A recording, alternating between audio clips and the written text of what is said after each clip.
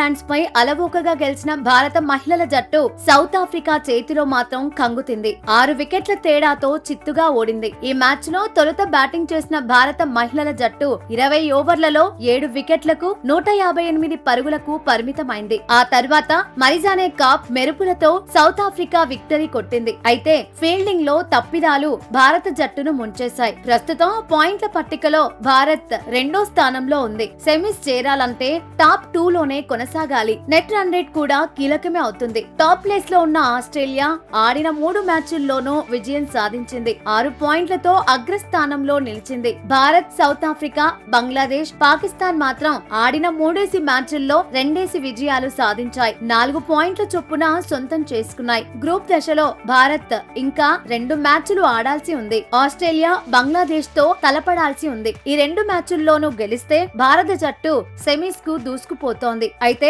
Net run rate మాత్రం better గా ఉండాల్సిందే. ఆస్ట్రేలియా గాని సౌత్ ఆఫ్రికా గాని తమ తర్వాతి మ్యాచ్ల్లో ఓడితే హర్మన్ సేనకు అడ్వాంటేజ్ అవుతుంది. భారత జట్టు చివరి 2 మ్యాచ్ల్లో ఒక్కటి ఆడినా పరిస్థితులు మారిపోతాయి. సౌత్ ఆఫ్రికా కూడా తన చివరి 2 మ్యాచ్ల్లో ఒకటి ఓడిపోవాల్సి ఉంటుంది. సౌత్ ఆఫ్రికా బంగ్లాదేశ్ కంటే మెరుగైన రన్ రేట్ ఉంటే టీమిండియా నాకౌట్ దశకు చేరుతుంది. బంగ్లాదేశ్ చేతిలో ఓడితే భారత జట్టు ఇంటిదారి పడుతుందని ఎక్స్పర్ట్స్ హెచ్చరిస్తున్నారు. ఆఖరి 2 మ్యాచ్ల్లో ఓడితే ఇతర మ్యాచ్ల ఫలితాలతో సంబంధం లేకుండానే టోర్నీలో భారత ఆట ముగుస్తుందంటున్నారు. అయితే సౌత్ ఆఫ్రికాతో చేతిలో ఓటమిని హర్మన్ సేన మర్చిపోవాలని మాజీలు సూచిస్తున్నారు. తరువాతి 2 మ్యాచ్ల్లో గెలిస్తే కాన్ఫిడెన్స్ కూడా పెరుగుతుందంటున్నారు. గత వన్డే వరల్డ్ కప్ లో అంచనాలు లేకుండానే బరిలో దిగిన ఛాంపియన్ గా నిలిచిన విషయాన్ని గుర్తు చేస్తున్నారు. నిజానికి వన్డే వరల్డ్ కప్ లో హర్మన్ సేన అద్భుతమే చేసింది. బలమైన జట్లను చిత్తు చేసింది. తొలిసారి వన్డే వరల్డ్ కప్ ను ముద్దాడింది. ఇప్పుడు కూడా